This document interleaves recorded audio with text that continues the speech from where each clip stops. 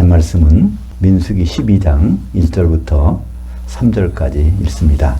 모세가 구스 여자를 취하였더니 그 구스 여자를 취하였으므로 미리암이 아론과 함께 모세를 비방하니라.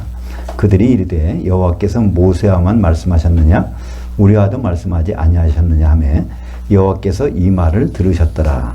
이 사람 모세는 온유함이 지면의 모든 사람보다 더하더라. 원전으로 다시 보는 민수기, 오늘은 12장입니다. 구스 여인과 자운한 모세, 질투하다 나병 걸린 미리암 제목으로 말씀을 나누겠습니다. 민수기는 그 자체로 영어로 하면 넘버스라고 이렇게 되어 있는데요. 백성의 숫자를 얘기합니다. 근데 그 숫자가 어떤 숫자냐면 애굽에서 나온 사람들의 숫자. 그래서 60만 3,550명. 그 다음에 가나안 땅에 들어갈 사람의 숫자.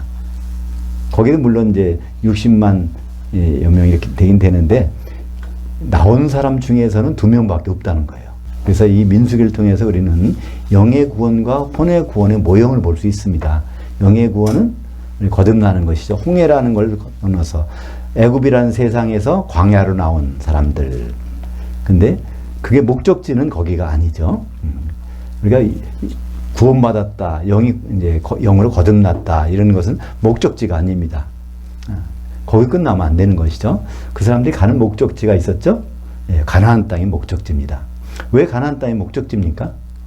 원래 거기서 있던 사람들인데 아브라함 때 하나님 약속하셨잖아요. 창세기 15장 13절 이하에 보면 아브라함에게 내 자손이 이제 이방 땅 애굽에 가서 400년 동안 종살이 하다가 거기서 많은 재물을 이끌고 다시 이 가나안 땅으로 오리라 그런 말씀이 있었기 때문에 출애굽은 그 말씀의 한 과정에서 나오는 것입니다. 그러니까 우리가 보통 세상에서 나와서 하나님께로 와서 구원받았다 끝나는 것이 아니라 가나안 땅까지 가는 것이 목적지라는 것이죠. 그래서 우리는 구원받은 영이 살아난 것, 그런 걸 예수님 만나서 결혼하기 위해서입니다. 그때까지 가야 되는 것이죠.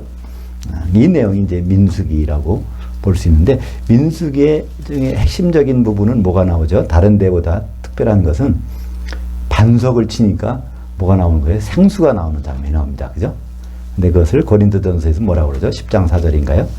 따르는 반석에서 바로 나오는 생수를 먹었으니 이것은 바로 반석은 그리스도시니라. 그래서 민수기에서 발견되는 그리스도는요, 반석 대신 그리스도. 그 반석이 십자가에서 깨어지니까 그 다음에 뭐가 나오죠? 성령으로 보내주시는 그리스도. 이것이 민수기에서 우리에게 주시는 말씀인데요. 오늘은 모세의 재혼 얘기가 나옵니다. 그리고 그것 때문에 그 누나하고 동생이 이제 질투하다가 그 미리암이 문둥병에 걸린 사건이 오늘 기록이 되고 있죠. 근데 여기서 보니까 원래 우리말 번역은요, 아론과 미리암이 둘 다 이렇게 질투하다가 이 사건으로 이렇게 된 걸로 되어 있는데 원래 원문에 보면요, 구스 여자를 취하였는데 미리암이 이제 먼저 비방을 하는 거예요. 그런데 거기에 누구와 더불어서 아론은 따라서 하는 겁니다. 그래서 미리암만 문둥병에 걸린 거예요. 성경 원문에 보면 미리암이 먼저 주동적으로 그 일을 했고 아론이 거기에 가담했다가 이제 미리암이 문둥병에 든 것이기 때문에 왜 둘 다 그랬는데 왜 미리암만 문둥병에 걸렸을까? 나병에 걸렸을까? 이렇게 생각할 수 있는데요. 성경을 원전으로 보다 보면 그건 이상할 것이 전혀 없습니다. 그거를 이렇게 시작한 것은 미리암이 그런 그 비방을 시작했기 때문에. 그렇다면 왜 그런 비방을 할 수 있었을까요? 근데 모세는 원래 부인이 있었잖아요. 그 부인은 이스라엘 백성일까요? 그것도 아닙니다. 그죠? 그러니까 구스 여자를 이방인을 아내로 취한다는 것이 잘못됐던 건 전혀 아닙니다.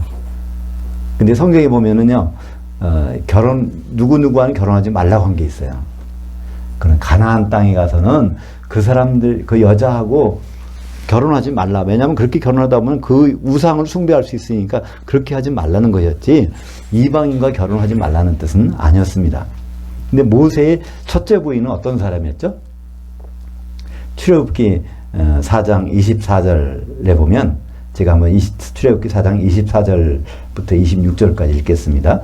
모세가 길을 가다가 숙소에 있을 때 여호와께서 그를 만나사 그를 죽이려 하신지라 십보라가 돌칼을 가져다가 그녀의 아들의 포피를 베어 그의 발에 갖다 대며 이르되 당신은 참으로 내게 피난편이로다 하니 여호와께서 그를 놓아주시니라. 그때 십보라가 피난편이라 함은 그 할례 때문이었더라. 근데 여기에 대해서 많은 의견들이 있어요. 많은 해석들이 달라요. 그래서 이 십보라를 좋게 얘기해 주는 쪽도 있고 또 그렇지 않은 쪽도 있어요. 일반적으로는 십보라 때문에 모세가 살았다. 십보라 이렇게 해서 좋게 해석해 주는 쪽이 있지만 사실은 십보라는요 믿음이 없는 여자입니다. 그래서 등장해 주는 거예요. 왜냐하면 이 모세가 이제는 하나님 말씀 받들고 어디 가죠? 애굽으로 가서 이스라엘 백성들을 데리고 나오려고 합니다. 그래서 이 문장 이제 출애굽기 4장 24절 전반전에 보면요 아들들을 데리고 가요. 그러니까 아들이 둘이잖아요. 둘을 데리고 지금 이제 네 식구가 가는 거예요. 모세하고 그 아내 십보라하고 큰 아들, 작은 아들 둘이 가는데 갑자기 하나님이 이제 물론 천사를 통해서 나타나셨겠죠. 예수님 저 모세를 죽이려고 하는 거예요. 그러니까 모세가 다른 일을 하는 것도 아니고 하나님의 명령을 받들어서 애굽에 가서 이제 백성들이 이끌고 나오려고 하는 그 사명을 받고 하는데 모세를 죽이려고 하시는 거예요. 근데 이런 일이 있을까요? 우리 하나님은 더 격려를 해주셔야지 왜 갑자기 모세를 거기서 죽이려고 하실까? 바로 이 십보라를 처리하기 위해서 이제 그런 걸 볼 수 있습니다.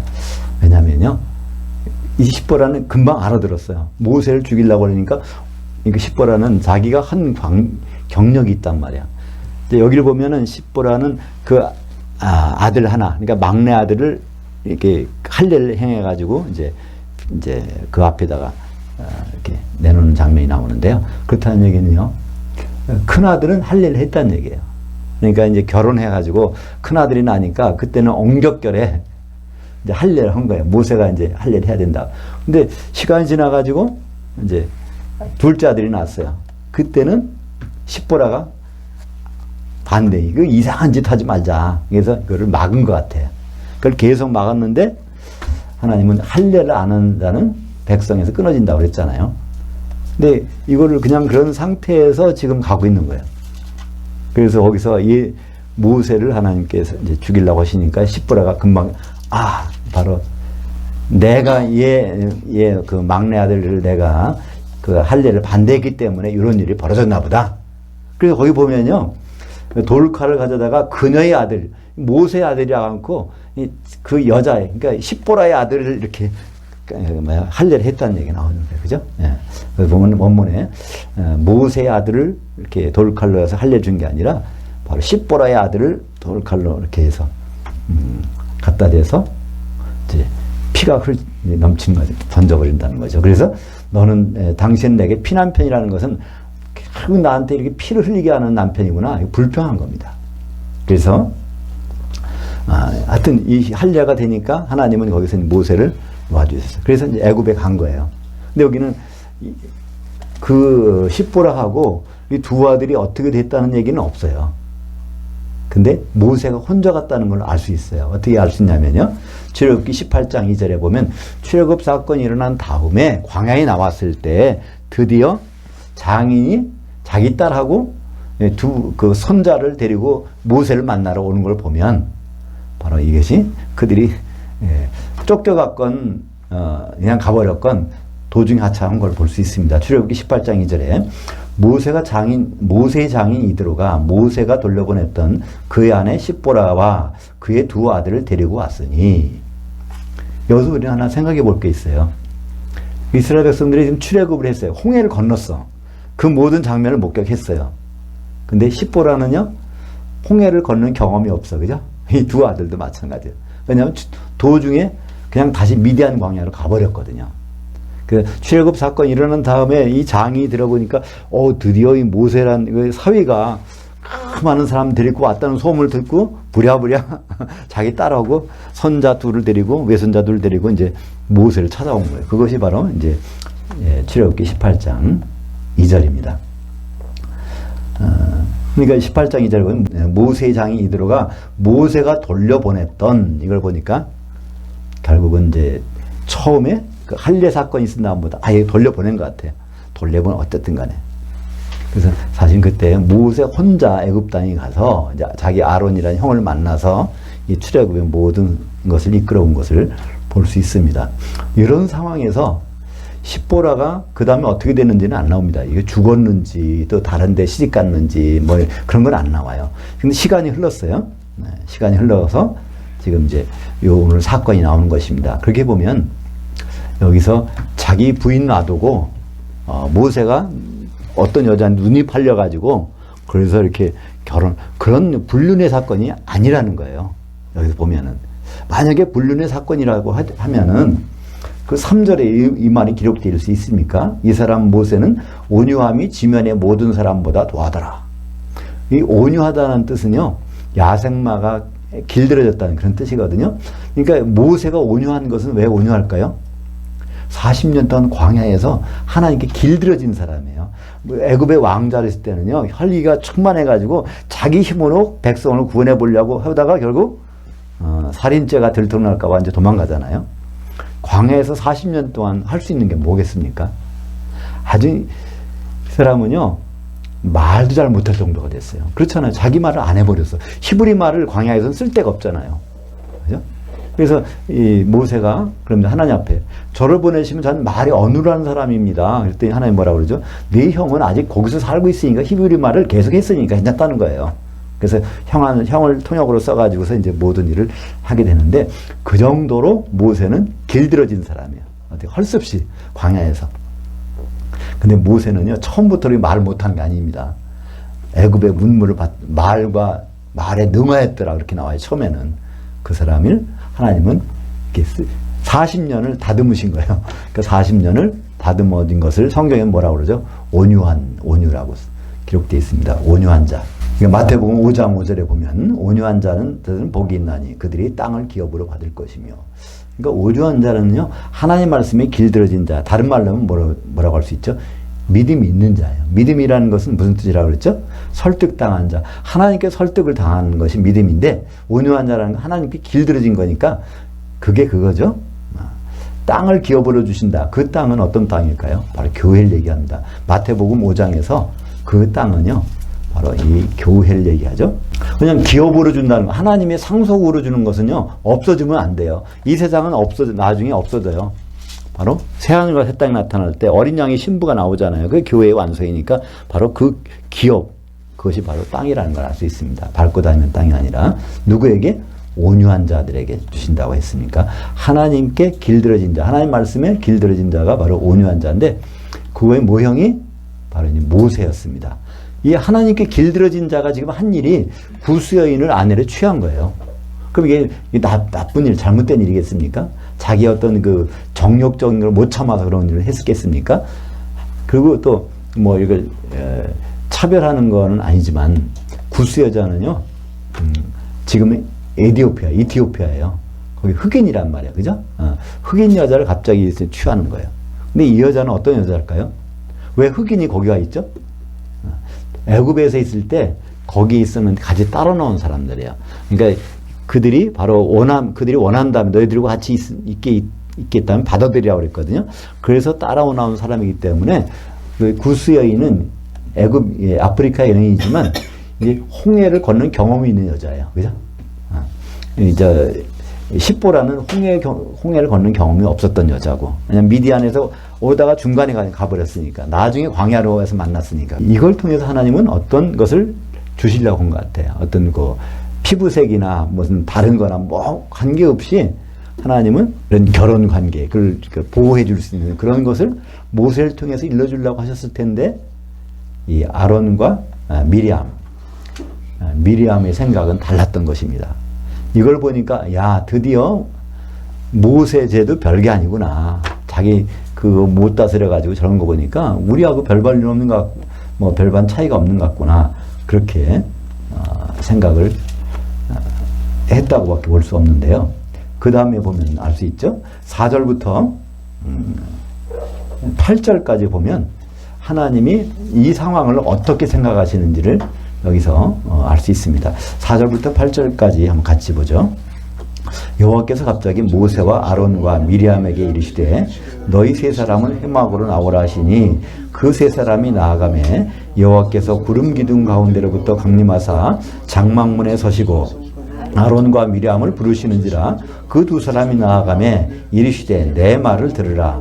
너희 중에 선지자가 있으면 나 여호와가 환상으로 나를 그에게 알리기도 했었고 꿈으로 그와 말하기도 했었거니와 내 종 모세와 그는 그렇지 아니하니 그는 내 온 집의 신실함이라. 그와는 내가 대면하여 명백히 말하고 있었고 은밀한 말로 하지 아니하며 그는 또 여호와의 모습을 보고 있었거늘 너희가 어찌하여 내 종 모세 비방하기를 두려워하지 아니하느냐.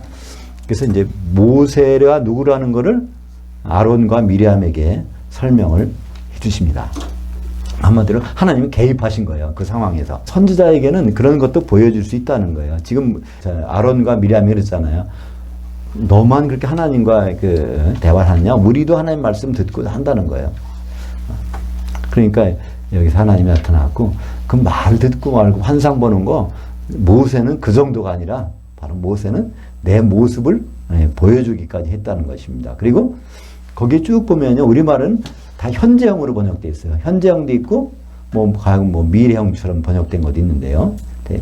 그죠? 나를 그에게도 알리기도 하고 그와 말하기도 하고 또 그와는 대면하여 말하고 또 현재형이잖아요. 근데 히브리 말은요. 완료냐 미완료냐 둘밖에 없습니다. 히브리 말은요. 완료냐 미완료냐. 완료는 어떤 것이 확실히 이루어진 거예요. 그리고 앞으로 반드시 이루어질 것도 완료형이에요. 그러나 미완료는요. 과거 진행형 아니면 미래. 그러니까 미완료라는 건 현재가 아니에요. 그러니까 여기는 전부가 다 미완료로 기록된 거거든요. 그렇다는 얘기는 이 얘기는 전부가 다 미래의 사건일까요? 과거의 사건일까요? 과거의 진행형이잖아요. 그죠? 다 내가 모세는 이렇게 했었고, 이렇게 했었고, 이렇게, 요걸 지금 하시는 거예요. 지금 모세와 나는 이런 관계다, 이런 게 아니라, 니들이 보았지 않느냐. 모세와 나는 이렇게 했었다. 계속해서 한 걸 왜 보고도 이렇게, 이런 일을 벌이고 있느냐. 이것을. 그러니까 이것을 그냥 미완료 그대로 번역하면, 이 모든 내용들은 모세와 하나님과의 관계, 과거 진행형, 지금까지 이런 일을 쭉 했었다는 것을 여기서 나타내고 있습니다. 여기 단어 중에 하나가 히브리어 하나 선지자라는 말을요. 여기 뭐라고 돼 있죠? 나비. 이거 그냥 잊어버리시지 않게 하려고 한 거예요. 선지자, 나비. 이거 보통 우리가 자동차에다 못 알아놓죠? 나비. 내비게이션. 선지자는 건 하나님의 속마음을 알아서 일러주는 건데, 이 히브리 말인데, 그걸, 선지자를 나비라고 합니다. 나비. 근데 이 선지자들에게 했던 것 이상으로 모세와가는 하나님을 그렇게 했다는 것입니다. 특별히 여기서 보니까 어떤 말이 있습니까? 8절에 그와는 내가 대면하여 명백히 말하고 있었고, 은밀한 말로 하지 아니하며, 그는 또 여호와의 모습을 보고 있었거늘. 여기 우리말이 형상이라고 번역했어요. 여호와의 형상, 하나님의 형상은 뭐죠? 바로 예수 그리스도십니다. 그죠? 그래서 어떤 분들은 이걸 가지고 야 모세는 예수님을 봤다 그래요. 여기 보니까 하나님의 형상을 봤다 보잖아. 그러니까 예수님을 그때 나타나서 봤다고 이렇게 얘기하는데 이것은 그 형상이란 단어와는 다릅니다. 성경에서 그 창세기에 나오는 1장에 나오는 형상은요. 형상 젤렘이라고 그래요. 젤렘. 그 하나님이 형상하면은 결국은 골로새서 1장 15절에 예수 그리스도는 하나님의 보이지 아니하신 하나님의 형상이다. 근데 여기는 바로 그 젤렘이 아니라 여기서는 테무나라고 하는 그 모습을 하나님 모습으로 누가 나타났다는 거예요. 이게 누굴까요? 천사입니다. 그죠? 왜냐하면 하나님을 사람에게 직접 보여주면 사람이 죽어버려요. 큰일 나. 그러니까 하나님은 나타나실 때 천사를 통해서 나타나셨어요. 그러니까 모세가 시내 산에 가서 율법 받았잖아요. 그 모세가 하나님한테 받았을까요? 그것을 신약 성경에서는 구분해줘요. 천사들을 통해서 받았다. 이렇게 천사 항상 모세가 시내 산에서 뭐 한 모든 것들은요 천사를 통해서 했다는 거예요. 왜 그럴까요? 출애굽기 33장 20절 같이 보죠. 또 이르시되 네가 내 얼굴을 보지 못하리니 나를 보고 살 자가 없습니다. 하나님을 얼굴 봤다가 이건 죽어버리는 거예요. 큰일 나는 거예요. 그건 왜 그렇죠? 죄 있는 인간이 죄 없으신 하나님 보면 이거는 큰일 나요. 그죠? 어둠이 있을 때 빛이 나타나면 어둠은 그냥 그 자리에서 없어지잖아요. 사라져버리잖아요. 그래서 여기서 이제 모세가 하나님과 대면에서 봤던 것은 천사를 봤다고 이렇게 하나님이 보내신 천사를 본 것으로 우리는 알 수 있습니다. 사도행전 7장 53절 너희는 천사들이 전한 율법을 받고도 지키지 아니하였도다 하니라. 분명히 바로 하나님이 모세에게 준 율법을 받았는데 사도행전 7장 53절에 스데반은 이렇게 합니다. 천사들이 모세에게 준 율법 그거라고 얘기합니다. 갈라디아서 3장 19절에도 그런즉 율법은 무엇이냐 범법함으로 되어진 것이라 천사들을 통하여 한 중보자의 손으로 베푸신 것인데 모세죠. 천사들이 모세에게 줘서 그 모세가 준 것이 이제 율법이라는 것입니다. 골로새서 1장 15절에 그는 예수 그리스도는 보이지 아니하시는 하나님 형상이에요. 그래서 하나님을 보았다고 하면은요 이거 좀 이상한 사람이에요. 왜 이상하죠? 그 사람 죽어 있어야 되는데 안 죽었거든요. 그러니까 그 엉뚱한 걸 보고서 하나님 봤다고 하는 거죠. 그죠? 하나님을 보면요 그건 죽을 수밖에 없습니다. 근데 왜 여기서 이 하나님이 이렇게 모세를 자꾸만 드러내서 아론과 미리암 너희들도 하나님 일을 하는 사람이지만 그 모세 말을 너희는 모세는 다르다는 걸 왜 이렇게 부각을 시키고 있을까요?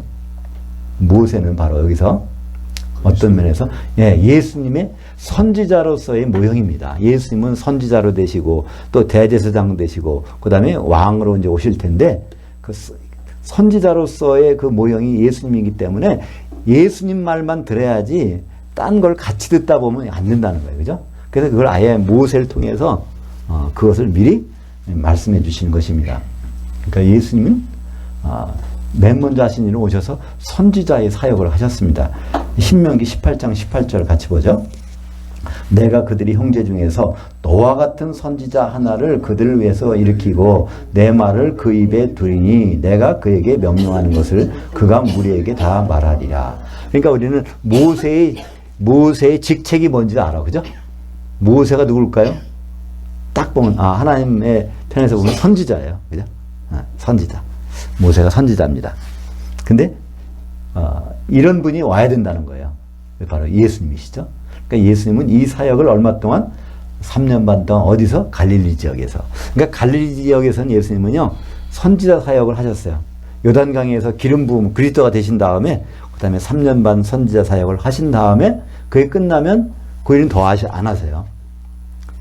이제 예루살렘에 가서 이제 십자가에 달리신 자기 몸을 제물로 드리시는 대제사장으로 사역을 이제 하시죠. 그때 또 기름 부음을 받게 된 것이 누구죠? 향기름으로 베다니 마리아가 향기름을 이제 발라주게 되는 장면이 나옵니다. 그래서 우리는 이 민수기 오늘 모세가 다른 사람들과 다른 선지자와 구분된다는 것. 예수님은 바로 세례요한과도 구분되고 다른 사람과도 구분된다는 것입니다. 그래서 지금은 우리는 그럼 어떻게 적용되죠? 우리는 이 성서라는 것이 있어요. 그죠? 많은 성경책이 있어요. 또 그러니까 성경이 아니래도 거룩한 책들이 있단 말이에요. 가톨릭에서는 그래서 이거 말고도 다른 걸 더 추가를 해서 합니다. 근데 우리는 예수님 말만 들어야 되니까. 예수님 말은 누굴 통해 나타나죠? 사도들의 말. 사도들의 말은 뭐로 나와 있죠? 신약 성경이에요. 그러니까 모든 기준은 신약 성경입니다. 구약 성경은 용도가 달라요. 예수님이 구약 성경 용도를 정해 주셨죠? 그러니까 요한복음 5장 39절에 보면 너희가 성경에서 영생을 얻으려고 성경을 다 연구하고 있는데 그 성경이 다 나에 대해서 증언하는 것이니라. 그러니까 요한복음 5장 39절의 성경은 구약 성경입니다. 그럼 구약 성경의 용도는 하나님, 주님이 누구신가에 대해서 알기 위해서는 반드시 봐야 돼요. 그러나 주님을 만나기 위해서는요, 우리는 그게 아니라 신약 성경, 사도들을 준 그걸 우리가 준비돼야 그 다음에 주님을 만날 수가 있습니다. 그래서 에베소서 2장 20절에 보면 너희는 성도들은 교회는 바로 사도들의 기초석에 세우심을 받은 자들이다. 그러니까 다른 구약의 선지자가 아니라는 거예요. 사도들이. 분명히 이것을 구분해 놓고 있습니다.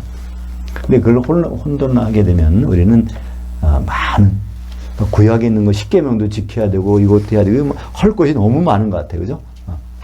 십계명은 지키라고 주신 것이 아니죠. 구약의 율법은 우리가 누구라는 것을 깨달으라고 주신 거기 때문에 그거 지켜서 구원받을 자가 없다는 거예요. 만약에 십계명을 지켜서 구원받는다 그러면은 예수님 오실 필요 없잖아요. 십계명이 이미 다 전해져 있는데 그것만 잘 지키게 하면 되지. 그건 용도가 다르다는 것입니다. 그래서 이제 오늘 9절에 보니까 미리암이 나병에 걸렸습니다. 나병이라는 건 어떤 병이죠? 감각이 없는 병입니다. 감각이. 이 나병을 맨 처음에 이제 등장시킨 인물이 누구죠? 모세. 모세가 출애굽기 4장 6절 같이 보죠. 여호와께서 또 그에게 이르시되 내 손을 품에 넣으라 하시매 그가 손을 품에 넣었다가 내어보니 그의 손에 나병이 생겨 눈같이 있더라. 우리가 이 가슴에 손을 넣더니 이게 나병이 생긴 거예요. 이게 뭘까요? 여기서 내가 느끼는 것이 다 옳다고 생각했는데 그게 감각이 없다는, 하나님께 감각이 없다는 거예요. 다시.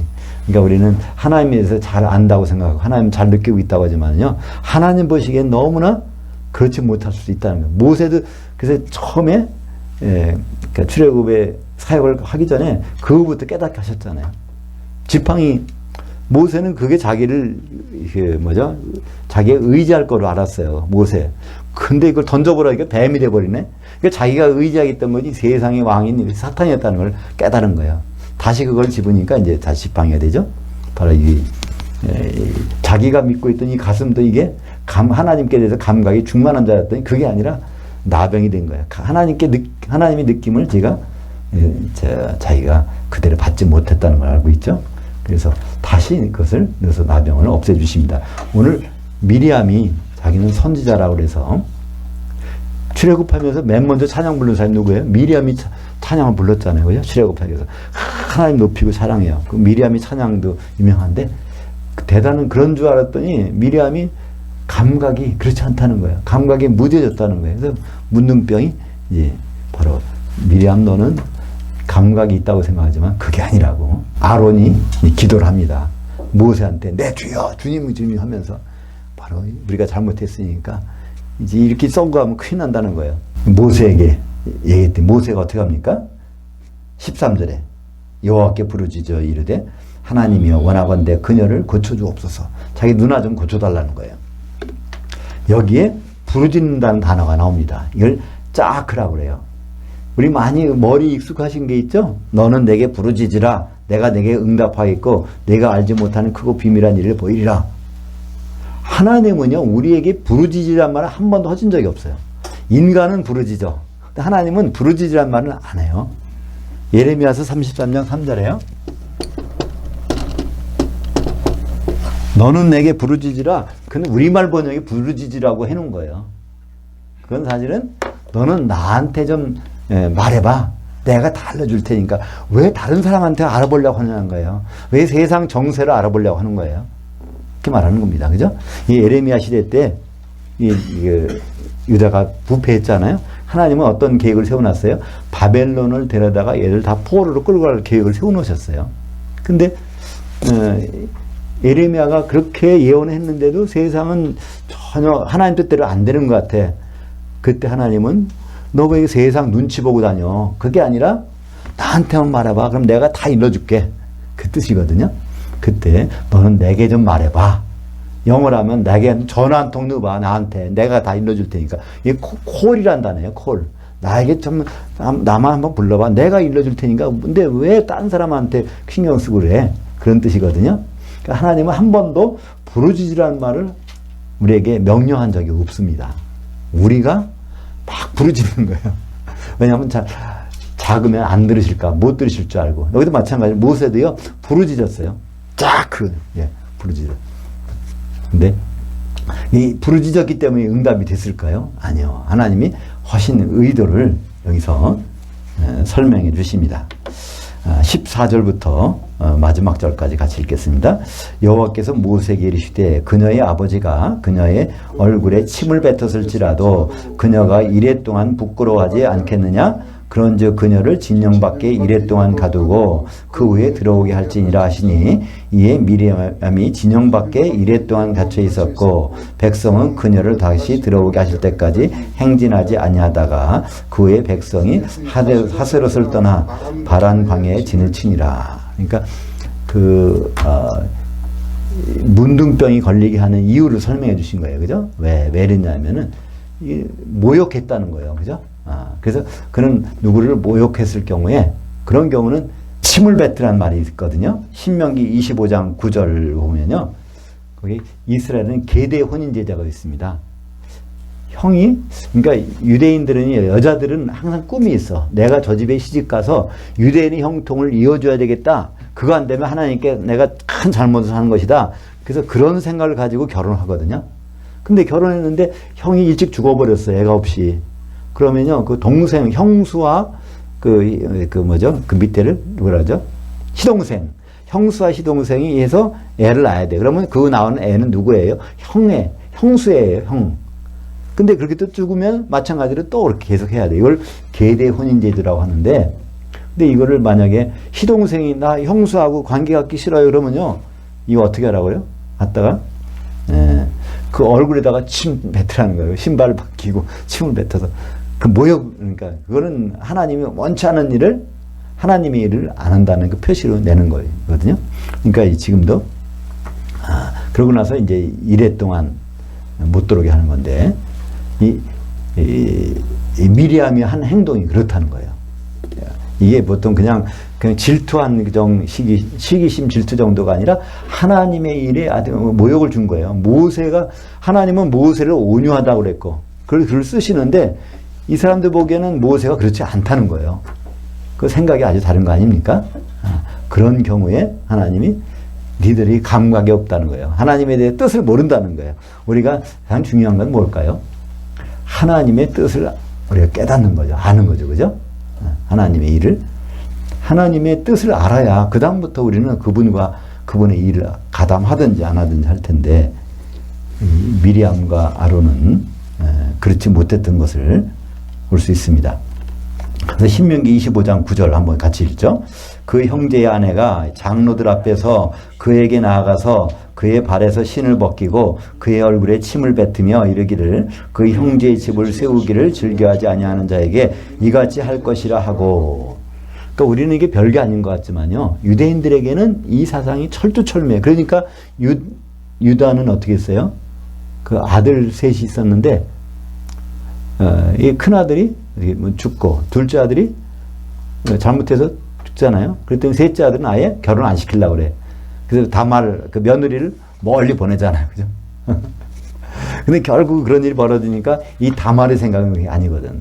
자기는 이 집에 가서 꼭 메시아의 혈통을 이해해야 되는데 안 되니까 그 시아버지한테 몰래 가갖고 자기가 몸 파는 여자로 변장해가지고 그런 관계를 맺잖아요. 그게 바로 예수 그리스도의 혈통으로 나오잖아요. 그죠? 그래서 페레스를 낳게 되는데, 그러니까 우리가 생각하는 것과 유대인들의 생각이 그런 면에서 차이가 있죠. 그죠? 그들이 항상 결혼을 뭐로 생각해요? 메시아의 혈통을 있게 한다는 거예요. 그것이 결혼의 목적이거든요. 그죠? 네. 근데 그것을 범하는 거, 이거는 큰 아주 잘못이라는 것이죠. 예, 그래서 하나님은 요 얘기를 침 뱉는 것 가지고서 여기 설명하시는 거예요. 얼마나 하나님은 이게 모욕하는 일인가 이걸 가지고 미리암이 그런 일을 벌였다는 것입니다. 우리가 하나님께 죄악된 일을 하고서도 우리는 별로 별게 아니라고 생각할 수도 있는데 그게 하나님 입장에서는 심각한 것이 있을 수 있다는 얘기입니다.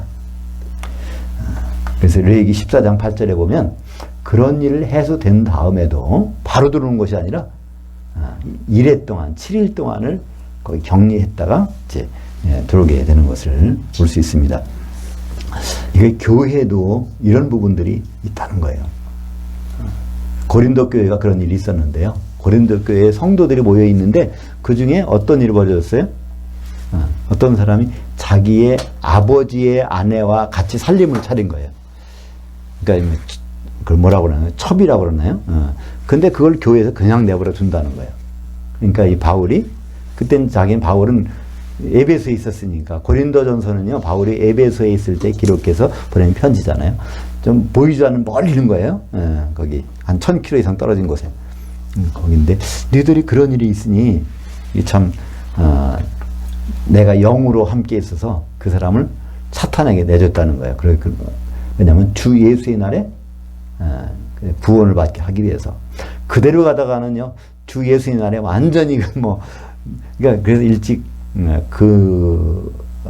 사람이 사탄에게 넘겨줬다는 얘기는 저때는 병들었을 거고 아주 심하면 죽었을 겁니다. 그죠? 그래도 육신은 죽어도 주 예수의 날에 구원의 길은 그냥 내버려뒀다가는 완전히 그것까지 이제 잘못될 테니까. 그래서 우리가 보기에는 야, 저 사람 교회 다니다가 저렇게 하다가 결국 죽었대. 안 다녔으면 괜찮을 텐데 우리가 보기에는 그렇게 말할 수 있지만 그게 아니거든요. 그 순간에 죽지 않으면 이게 진행이 되면 이 사람은 완전히 나중에 구원의 길도 주 예수의 날에 그게 없으니까 바울은 그 심판에서 내준 것을 볼 수 있습니다. 그래서 고린도전서 5장 7절 4절부터 볼까요? 고린도전서 5장 4절부터 주 예수의 이름으로 너희가 내 영과 함께 모여서 우리 주 예수의 능력으로 이런 자를 사탄에게 내어주었으니 이는 육신은 멸하고 영은 주 예수의 날에 구원을 받게 하려 함이라. 너희가 잘하는 것이 옳지 아니하도다. 적은 누룩이 온 덩어리에 퍼지는 것을 알지 못하느냐? 너희는 누룩이 없는 자인데 새 덩어리가 되기 위하여 무른 누룩을 내버리라. 우리의 유월절 양 그리스도께서 희생이 되셨느니라. 여기서 유월절 양, 예수님은 유월절 양이라는 거예요. 그죠? 그래서 이 교회는 그때 예수님이 유월절 양으로 이제 피를 흘리셔서 그 피값으로 산 것이 교회인데, 교회는 누룩이 없어야 된다는 거예요. 누룩이라는 건 뭘까요? 이 세상적인 영향이 들어온 거예요. 이 여자가 지금 자기의 아버지의 첩하고 같이 살림 차린 거, 그런 것들이, 왜냐하면 이 누룩이라는 겁니다. 누룩은 퍼지거든요. 그냥 내버려두면 다 이게 물 들어간다는 거예요, 교회에서. 그러면 그것을 예수님의 몸에서 그걸 제어해 버린다는 거예요. 오늘 마태복음 18장에 우리가 이제 6절까지만, 1절부터 6절까지는 본문으로 봤지만 8절과 9절에 보면 어떻게 돼요? 우리 몸에서 눈이 범죄하거든 이걸 떼버리고 지옥불에 안 들어가게 놨다는 거예요. 이게 교회거든요. 한번 그죠? 손이 범죄하면 마찬가지로. 그러니까 이게 그런 부분, 누룩이 있는 상태에 있으니 이게 다 퍼져가지고 이게 같이 들어간다는 거예요. 그죠? 이 누룩이라는 것은 세상적인 영향력입니다. 누룩의 반대가 뭐죠? 복음.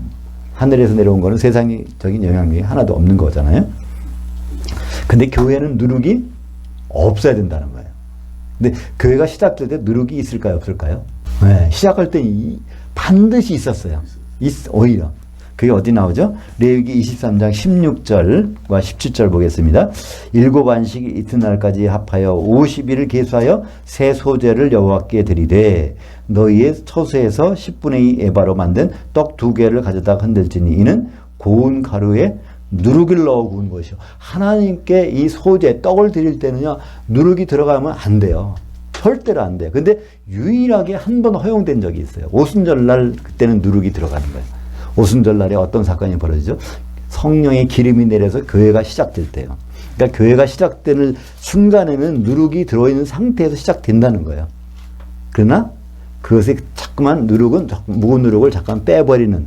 그러니까 우리가 시작할 때는 세상적인 영향력을 다 가지고 시작하지만 시간이 지나면서 우리는 누룩이 제거되어야 되는, 그래야 주님과 결혼할 수 있는 단계까지 갈 수 있다는 것입니다. 바로 고린도 교회는 그 누룩이 있는 상태에서 지내려고 했던 교회인 것을 볼 수 있습니다. 그래서 7절에, 고린도전서 5장 7절에 너희는 누룩 없는 자인데, 이게 번역이 좀 잘못됐어요. 그죠? 너희는 누룩이 없는 자가 되어야 하는데 너희가 아직도 누룩을 갖고 있냐? 그래서 이 복음 아닌 것이 교회에 들어와 있다는 거예요. 근데 요한계시를 보면 점점 누룩이 많아져. 그죠? 교회 안에. 오죽하면 내 백성아 거기서 좀 나와라 그러잖아요. 누룩이 너무 많아져서. 그런 때가 이제 주님 오실 때는 반드시 벌어진다는 것입니다. 그래서 우리가 이 오늘 민수기 12장에서 한번 이렇게 정리를 해보면 어떨까요? 그 모세를 하나님이 어떻게 택하셨는지, 모세가 한 일은 개인적인 일이 아닐 수 있다는 거예요. 구스 여인과 재혼을 했는데 이것도 온유한 자라고 볼 때는 하나님의 섭리 가운데 했다는 거예요. 이 다른 사람에게 모세가 어떤 일을 하고 있는지를 설명해 주고 있는 거예요. 그죠? 모세는 누구를 출애굽한 홍해를 경험한 사람하고 결혼해야 된다는 걸 한번 여기서 결혼해. 그죠? 십보라는 여인은 홍해 경험을 할 뻔했는데 중간에 가버린 여자였는데 바로 그런 것을 여기서 보여주고 계시는데 미리암과 아론은 그것을 깨닫지 못하고 있었던 사람입니다. 그래서 이 모세 그 말만 드려야 되는데 그러면 그의 모형인 이제 실체인 예수님 오셔서도 그러면 그 말을 드려야 되고요. 마태복음 17장에 보면요. 변화산에서 그러잖아요. 아직 교회에 대한 말씀 하셨는데도 불구하고 모세가 나타나고 엘리야가 나타나니까 베드로가 우리 초막셋을 짓고 예수님과 동격으로 생각한다는 거예요. 그때 하나님은 모세와 엘리야를 치우시고 오직 그의 말만 들으라. 모세와 엘리야, 이게 결국 구약 성경 아닙니까? 그죠? 율법에 있는 내용. 그게 아니라 바로 예수님을 통해서 주신 말씀인데 예수는 누구하고만 말하셨어요? 사도들하고만. 그렇잖아요? 부활하신 예수님은요, 다른 사람 접촉을 거의 안 하셨어요. 이렇게 사도들만. 그렇다는 얘기는 예수님의 메시지는 사도들을 통해서만 나온다는 걸 알 수 있어요. 그죠? 다른 신약 성경을 통해서 예수님 메시지가 나오게 됩니다. 그래서 신약 성경이 전부가 몇 권이죠? 27권이잖아요. 근데 사도들이 기록한 것이 다야 되는데 그렇지 않은 것도 있어요. 마가복음, 마가는 사도가 아니잖아요. 그러나 우리는 그것이 베드로복음이라는 걸 알 수 있습니다. 베드로전서 5장에 보면 마지막에 그랬어요. 내 아들 마가, 그 아들이란 뜻은 제자란 뜻이거든요. 후계자. 너에게 문안하니라. 베드로의 생각을 마가를 통해서, 베드로는 헬라어를 잘 못 쓰기 때문에 신약 성경 헬라어로 기록돼야 되는데 그래서 마가는 그것을 헬라어로 기록했습니다. 누가복음도 마찬가지입니다. 누가는 사도가 아니에요. 근데 사도 바울이 죽을 때까지 그 옆에서 같이 있던 사람이에요. 그죠?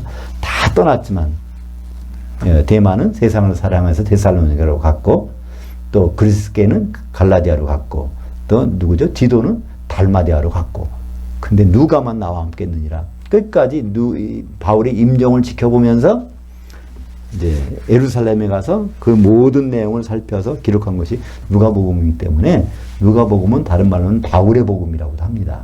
그리고 베드로, 그러니까 그 다음에 다 이제 사도들이 기록이잖아요. 근데 야고보는 예수님 동생이잖아요. 사도 야고보는 죽었으니까.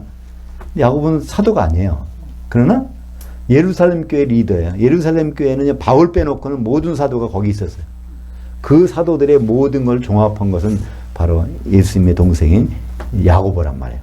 그러니까 야고보는 다른 한편으로 다른 사도의 모든 생각을 정리해 놓은 것이 야고보서입니다. 그렇다면 사도가 아닌 사람이 기록한 게 단 하나가 남아요. 그게 뭐죠? 유다서. 유다는 가룟 유다가 아니거든요. 그죠? 사도가 아니야. 그럼 이건 예수님 막내 동생인데 근데 유다서가 왜 사도들의 그린 것이냐는 것을 드러내는 구절이 있어요. 그것이 유다서 1장 17절 한번 보죠. 사랑하는 자들아 너희는 우리 주 예수 그리스도의 사도들이 미리 한 말을 기억하라. 그러니까 유다서를 보면 우리는 사도들의 말을 드려야 되겠구나. 그러니까 결국은 유다서도 결국은 사도들의 말이라는 것을 알 수 있어요. 그죠? 네. 그래서 신약성경 27권은 전부가 다 사도들의 말이라고 볼 수가 있습니다. 그래서 우리는 과연 누구 말을 드려야 될까? 우리는 너무나 성경은 다 거룩한 책이니까 모든 걸 똑같이 봐야 된다. 그러나 보는 방법을 예수님이 직접 우리에게 설명해 주셨어요. 그죠? 구약 성경을 보는 방법, 그 다음에 신약 성경을 보는 방법. 그럼 우리가 주님을 만날 때는 어떻게 해야 될까? 바로 사도들이 누구예요? 중매쟁이잖아요. 중매쟁이 말을 잘 들어야 돼요. 그래야 결혼이 성사가 되지. 중매쟁이 말을 안 들어보세요. 그 결혼이 안 돼요. 그죠? 근데 사도를 뭐라고 표현했어요? 고린도 후서죠. 11장 2절에 바울이 자기 신분을 밝혀요. 내가 너희들을 정결한 한 남편인 그리스도께 정결한 한 처녀로 너희를 중매했느니라. 사도는 중매쟁이라는 말을 말씀하고 있습니다. 그러니까 우리는 예수님 만나는 거 막연하지 않아요. 간단해요. 중매쟁이 말만 잘 들으면요, 그 결혼은 순탄하게 할 수 있어요. 근데 중매쟁이 말을 안 듣고 결혼을 하면요, 이거는 결혼이 가능할까요? 쉽지 않을 것입니다. 기도하겠습니다. 하나님 아버지 감사합니다.